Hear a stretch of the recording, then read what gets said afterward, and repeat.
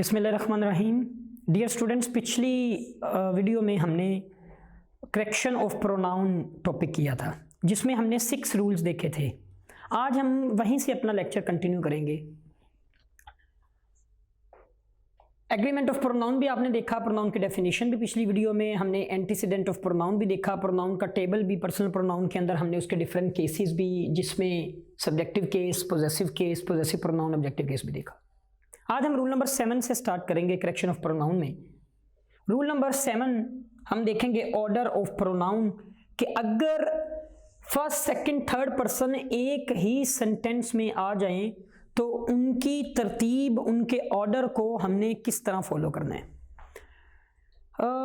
Dear students, एक बात याद रखनी है आपने, अगर किसी सेंटेंस में कोई अच्छी बात की जाए,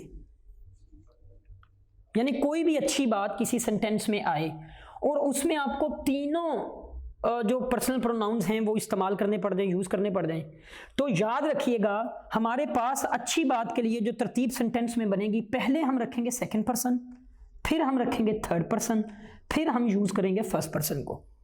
एक बात यहां आपने हिंट के तौर पे याद रखना है कि जो थर्ड पर्सन होता है ये हमेशा मिडल में रहता है। क्यों? क्योंकि तीसरा बंदा दो बंदों के दरमियान आता है। जब दो लोगों की बात हो रही हो तो उनमें जब तीसरा बंदा कोई आएगा तो हम उसको थर्ड पर्सन कहेंगे, यानी टांग अड़ाने वाला। तो थर्ड पर्सन आपने मिडल में ही रखने हैं। मसला है सेकंड एंड फर्स्ट का। थर्ड तो हमारा सेटल हो गया, एक ने तो मिडल में ही रहने। अब हम देखेंगे सेकंड एंड फर्स्ट। अगर तो आप अच्छी बात कर रहे हैं, वैसे भी एथिकली भी ये बात ऐसे ही है कि अगर आप कोई अच्छा काम किसी को बता रहे हैं तो पहले सेकंड पर्सन का, फिर थर्ड पर्सन का, फिर आपने अपने आप का जिक्र करना है। हमारे यहाँ अक्सर ये होता है कि अच्छी बात के लिए हम पहले अपने आप को आगे रखते हैं, बुरी बात के लिए किसी दूसरे को आगे रखते हैं। ये बिल्कुल गलत है। हमेशा जब भी अच्छी बात होगी आपने दूसरों को प्रेफर करना है, सेकंड पर्सन को, थर्ड पर्सन को, फिर आप अपने आप को यूज करेंगे। For example, I, he and you are good friends. अब गुड फ्रेंड्स ये आपको बता रहा है कि ये गुड सेंटेंस है, यानी इसमें अच्छी बात की गई है, अच्छे दोस्त होने के बारे में बताया गया। तो आई फर्स्ट पर्सन है, ही थर्ड पर्सन है एंड यू सेकंड पर्सन है। लेकिन अकॉर्डिंग टू रूल हमारे पास ऑर्डर क्या होना चाहिए? सेकंड पहले, थर्ड बाद में, फर्स्ट उसके बाद। अब ये सेंटेंस गलत है, इसकी करेक्शन क्या होगी? यू सेकंड पर्सन, थर्ड के लिए ही और फर्स्ट के लिए आई। तो सेंटेंस बना you, he and I are good friends. इसी का दूसरा पार्ट जो है, यानी इस रूल का, अगर कोई बुरी बात की जाए, यानी किसी बुरी बात के लिए, तो सेंटेंस में अगर कोई बुरी बात की जा रही है तो उसके लिए ऑर्डर हमारे पास क्या होगा? पहले आप फर्स्ट पर्सन रखेंगे, फिर आप थर्ड पर्सन रखेंगे, फिर आप second person. First person mean मैं, अपने आप को। He, you and I are cheaters. अब चीटर्स चूंकि नेगेटिव वर्ड है तो ये इसका मतलब नेगेटिव बात हो रही है, बुरी बात हो रही है, तो हम यहां पे कहेंगे आई, he and you are cheaters. तो स्टूडेंट्स, आपने देखा कि जब हमारे पास अच्छी बात थी तो हमने अपने आप को एंड पे रखा और सेकंड पर्सन को शुरू में। थर्ड ने तो रहना ही मिडल में, इधर भी थर्ड मिडल में ही रहेगा, इधर भी थर्ड मिडल में ही रहेगा। तो थर्ड तो आता ही मिडल में होता है क्योंकि वो तीसरा बंदा है। मसला है फर्स्ट सेकंड का। अच्छी बात है तो सेकंड पहले, फर्स्ट बाद में। बुरी बात है तो फर्स्ट पहले, सेकंड बाद में। Rule number 8, one as a pronoun. हमारे पास वन जिसका मतलब एक है, ये भी एज ए प्रोनाउन इस्तेमाल होता है। बच्चों आपने याद रखना है, अगर वन को आप एज ए नॉमिनेटिव इस्तेमाल कर रहे हैं तो हम वन ही इस्तेमाल करेंगे।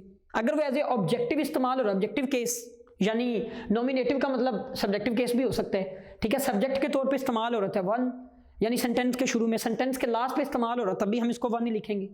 पोजेसिव के तौर पे लिखेंगे, यूज करेंगे तो वन आएगा, वन के साथ अपोस्ट्रोफी एस। और अगर रिफ्लेक्सिव के तौर पे इस्तेमाल कर रहे हैं, रिफ्लेक्सिव प्रोनाउन के तौर पे, तो वन सेल्फ। अब हमारे पास एक सेंटेंस है, for example, one should do his duty. ये मोस्ट इंपॉर्टेंट है, पेपर्स में, पास पेपर्स में आप बेशक चेक करिएगा, कई बार ये सेंटेंस आ चुके हैं। One should do his duty. अब बच्चों, वन का पोजेसिव के जो पोजेसिव केस है वो हिज तो नहीं होगा ना। वन का पोजेसिव केस हमने देखा है वंस है, तो यहां आएगा one should do once duty. तो वन जो है वो अकॉर्डिंग टू वंस के, यानी उसके पोजेसिव केस के अकॉर्डिंग आएगा। नेक्स्ट आ गया जी रूल नंबर 9। बच्चों, दो वर्ड हैं आपके पास, एक ईच अदर एक वन एंड अदर। बच्चों याद रखिएगा, each other we always use for two persons and two things. जब आप दो चीजों की, दो अशखास की बात कर रहे हैं तो फिर हम ईच अदर इस्तेमाल करेंगे। When we are going to use one and other, आप तब इस्तेमाल करते हैं जब मोर देन टू पर्सन और थिंग्स के लिए इस्तेमाल करें। यानी अगर दो से ज्यादा लोग हैं, दो से ज्यादा चीजें हैं, दो से ज्यादा पर्सन हैं, अशखास हैं, तो उनके लिए फिर हम वन एंड अदर इस्तेमाल करेंगे। For example, the two boys greeted one and other.